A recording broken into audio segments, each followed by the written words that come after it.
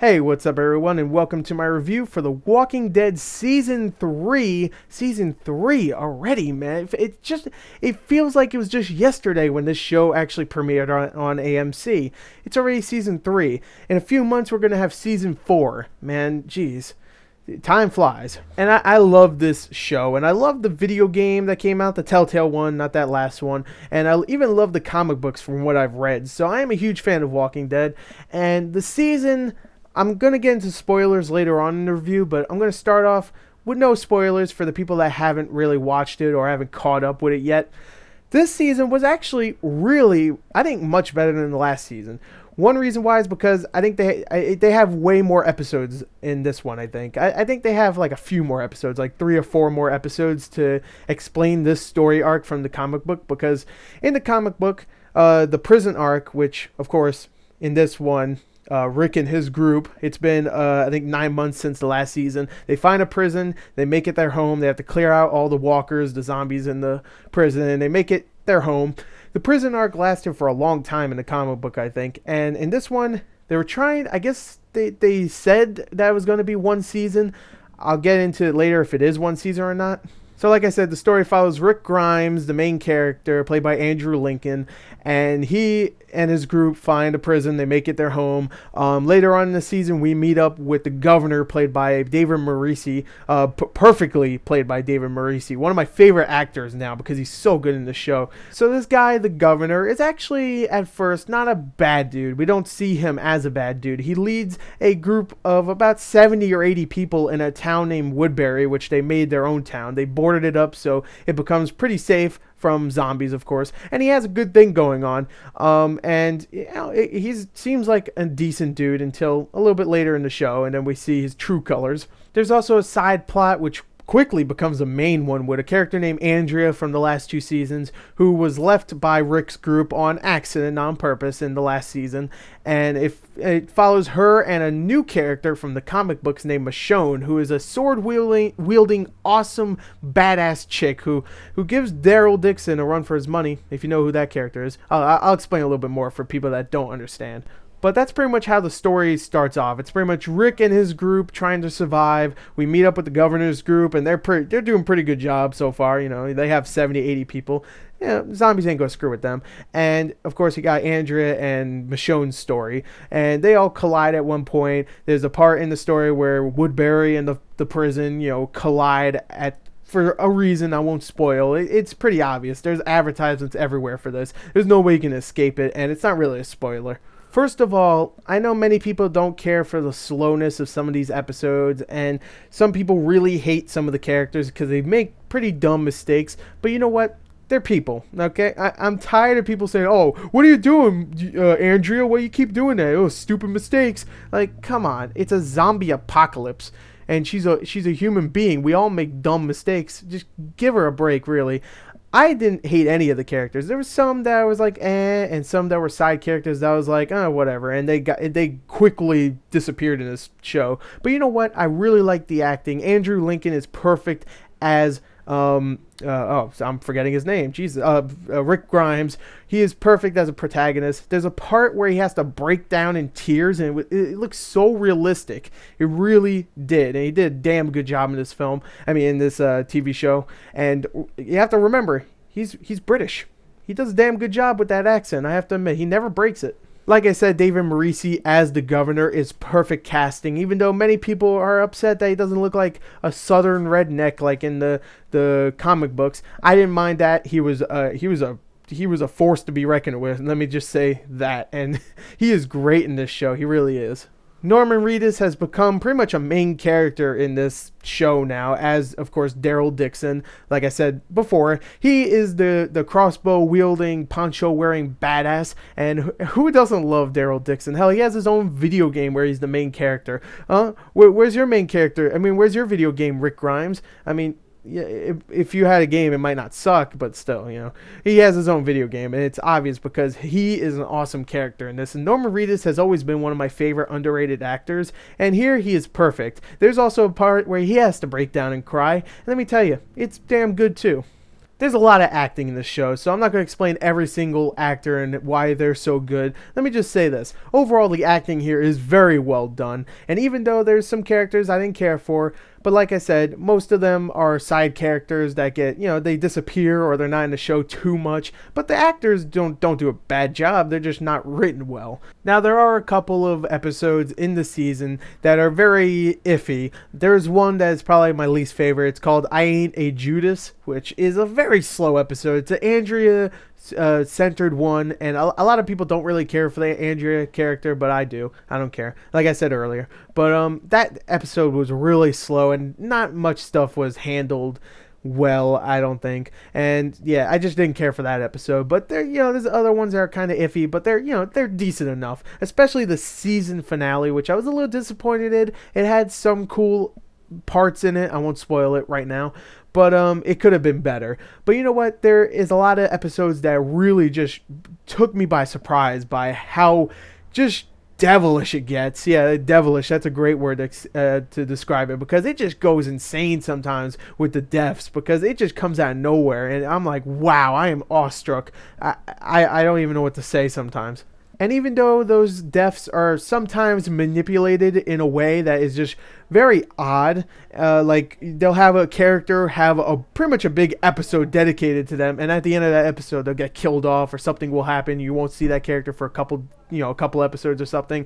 I didn't really care for that either, but you know what? Some of the deaths definitely worked perfectly. So overall, I think season 3 was a very good season. It had great writing, it had great acting all the way through, a lot of surprising deaths, some characters I didn't care for, and of course some deaths, blah, and there was a couple episodes that were a little shaky at best, and the season finale wasn't great. But overall, I think The Walking Dead season 3 was a damn good season, and I would definitely give it a 35 out of a 40. It was good.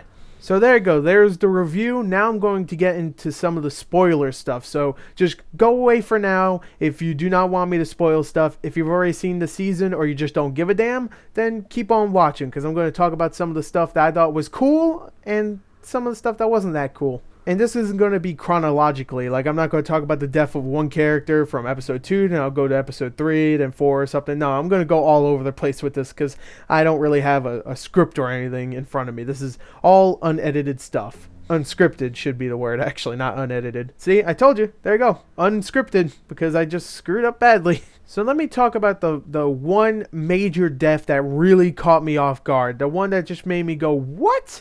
That came out of nowhere, and that has to be Laurie's death, who is actually, I think, the first kill, so I guess I am going chronologically first. But Laurie's death, really, I did not see that coming. I knew they were building it up that Laurie and Rick weren't really eye to eye in the beginning of the season, because Laurie got pissed at him because he killed Shane and all that, and blah blah blah. It's been months and months between seasons, so we don't know what other stuff has happened, but that's pretty much the reason.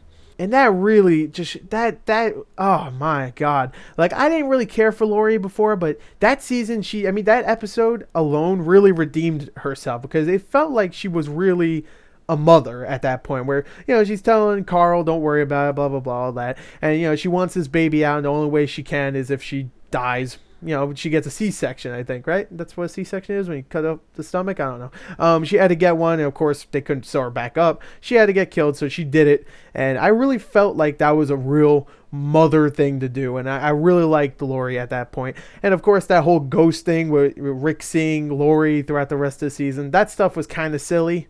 Even though, I kind of like how they started it off with the phone calls. That was actually kind of creepy. But the ghost stuff was kind of silly. Next one I thought was really well done was actually very recent, and that one was Michael Rooker's character, Merle, getting killed, which Merle was a character not many people cared for, but I actually liked, only because I love Michael Rooker. Again, kind of like Norman Reedus' character. Norman Reedus himself. I love Michael Rooker, and he's one of my favorite underrated actors. And he is spectacular in the show. He's such a good character, because he's an asshole, and before he dies, he took out a bunch of the governor's men, and that was an awesome scene, because at first I was like, what the hell is he doing? And then I'm like, oh, he's luring all those, he's luring all the zombies or walkers in the show to that point because it's close to the camp, and he knows that they're going out to go and of course scavenge at that time, I guess. And he lures all the zombies, lets the guys do their thing, shoot at them, and of course while they're shooting, he can cover up his own sounds of shooting and take those guys out. And I really like that scene. It was really well done, and they didn't make him seem like, oh, he's redeemed or something, like he's a good guy. No, he was doing that for the group, and some people could say that he was really doing that for his brother. But I felt he was doing that for himself because he was like, you know what? Michonne's right. I'm not really all that great of a guy. No one's going to remember me. I don't really have much to live for now. I'm just going to take out the governor's dudes and try to take out the governor. But he fails to do so because of Ben. Oh, Ben. Ben sucks in the freaking Telltale game, and he sucks in the show. It's not the same Ben, by the way.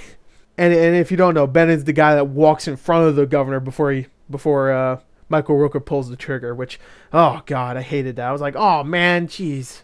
Why couldn't that friggin' bullet go through Ben, that skinny little asshole, and then come out and friggin' hit the governor? Ugh, take out his other eye. So I felt that was the perfect death for Merle Dixon. He did a damn good job. And Norman Reedus, like I said earlier, had a great cry scene. That was such a good reaction to finding his brother zombified, because of course Governor didn't shoot him in the head. He had to shoot him in the heart so he could become a zombie or a walker. I keep saying zombie. In this universe, they're walkers. And yeah, it was a really good scene. Norman Reedus did a damn good job, and I have to give kudos to Michael Rooker. He did a damn good job of portraying a zombie. He was pretty convincing. But let's stop talking about character deaths right now and talk about one of my favorite episodes, and that is Clear, the one where, of course, Rick finds Morgan from, of course, the first ever episode of Walking Dead. And that was such a good episode. There was no character deaths.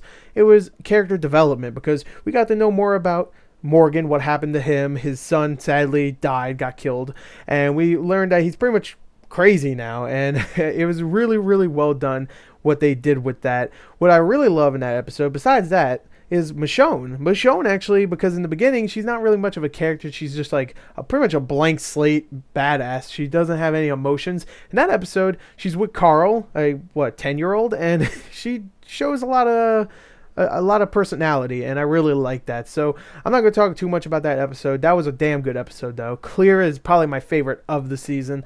It was really well done, a lot of character development, and it only focused on those four characters: Carl, Michonne, Rick, and Morgan. And one of my favorite things is that it starts off with a hitchhiker that wants to get picked up by Rick. They pass him. He has a bunch of stuff with him, and when the episode ends, they pass by that hitchhiker again, and he is ripped apart by walkers. And I thought that was such a perfect analogy for, yep, we're fucked. Like that's the analogy. Yep, if you're alone, you're not gonna be alive for too long. You need a friend in the zombie apocalypse. Let's just say that, or you're gonna get ripped apart. Especially if you have luggage. Like that guy had backpacks and backpacks. It looked like, and Jesus, we're like, yeah, come on, let go of one of those backpacks.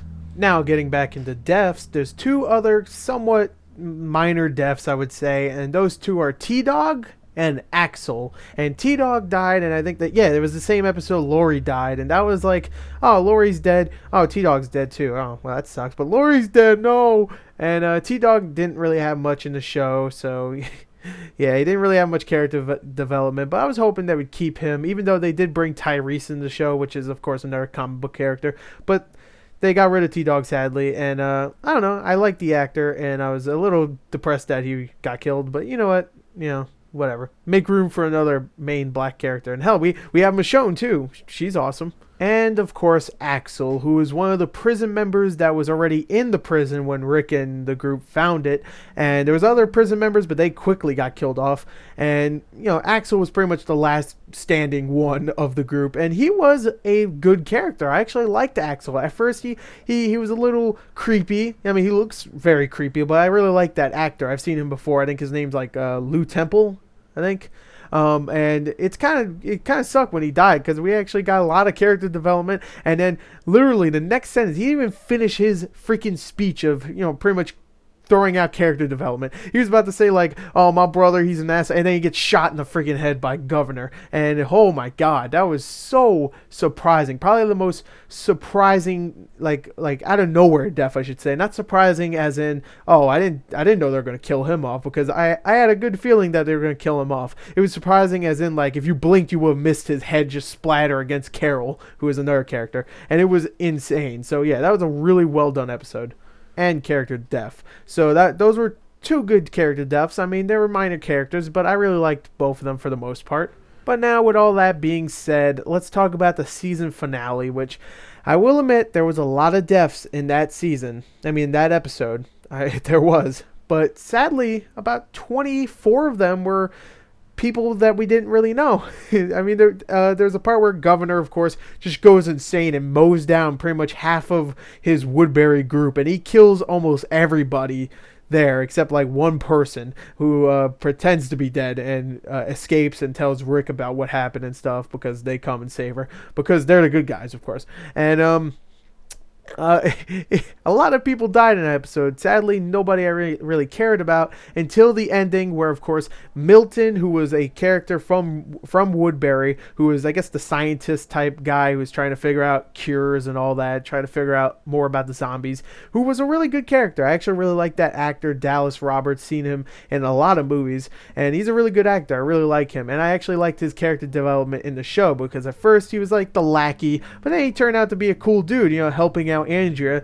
And of course, the major character death, I think the major one of the season, I guess, because they were building it up, because she was pretty much the main character of a lot of the episodes. Andrea gets killed because Milton, as a zombie, bites her, and she shoots herself in the head with Michonne watching, which I thought was kind of funny. I don't know why. Michonne was all like, "You know what, you picked the Woodbury place over me? I'm gonna watch you die." That's what I thought in my head, which obviously wasn't true, but that's what I thought in my head, though. And I thought it was actually really effective. The only problem, and this is a major problem actually, is Andrea has to stop because she's on a torture chair, and she has a pair of pliers in the back of the chair that she can reach with her feet, but she has to stop every 5 seconds just to talk to Milton, who is bleeding out, about to die. She has to go there and like talk about her friggin' family, and she doesn't say that. She has to talk about, the pedicure she got earlier that morning, and fucking, the donut I ate was shitty, it was stale, and like she had to just talk about everything, like, while Milton there, like, hurry up, man. He says like hurry up like 10 times, and I would have been like, I would have got that freaking pair of pliers quick. I would have got Milton out there. I would have told everybody, Tyrese and all the old people that were still in Woodbury, yo, this guy's about to bleed to death, we need to hurry up. And Milton might have been alive. Maybe someone could have sewed him up or something, I don't know, but she had to like take her time, like, oh my god, I freaking reach for pliers. Oh, did I ever tell you about the croissant which I had? Yeah, it was okay. But at that point, I didn't hate Andrea's character because she kept stopping. I hated the writers at that point, because it was like they want Milton to die and, of course, infect Andrea, but they could have did it in a better way. They didn't need to make it so Andrea like stops and talks, and she can friggin' talk and get the pliers at the same time. I don't know why she just didn't do that. I don't know. I guess she can't multitask, but whatever. Anyway, that was a really effective death when it happened. I thought it was really well done for the most part, like I said, except, she took forever just to get a pair of pliers that I could have gotten like 5 seconds, and I'm a fat dude. I could have did that much easier, but yeah, I still thought it was a pretty decent death. The season finale was a little underwhelming though, because I thought it was going to be more epic. Everybody was building it up. Freaking AMC was building it up. I mean, advertisements everywhere, and it ended with now everybody's hopeful again. And I was like, oh, come on. There was only one major death there. You had Milton that died too, and a bunch of other nameless people. But, yeah, it wasn't as big as I thought. I thought there was going to be a lot of character deaths. And also that big battle with Woodbury in the prison, it was pretty suspenseful, I'll give it that. But it wasn't great. It wasn't like, oh man, freaking action up the wazoo or some shit. Yeah, I said wazoo. I don't care. But it had some cool explosions here and there, but there was no big battle. So yeah, overall, I think the season finale itself is kind of lame, but I think the show is still damn good. I cannot wait until October to see what happens next. The governor is still at large. I want to see what happens with that later. I'm so glad they didn't really kill him off. Even though I wanted them to, I'm actually happy they didn't, because I want to see what will happen next. What will he look at like later? Maybe in the next season he'll have the long hair and the goatee or the mustache, wherever he had in the comic book, and maybe he'll look like his comic book character. I don't know. Look at freaking Scott Glenn's character, man. He had just white hair before. Now he has a freaking long head of hair and freaking beard and stuff. Man, that guy looks old. So maybe I don't know, maybe the governor will have that in a few months. I'm not sure. But until then, I hope you enjoyed this spoiler-filled review of The Walking Dead Season 3. I hope you enjoyed it. Until then, thank you and goodbye.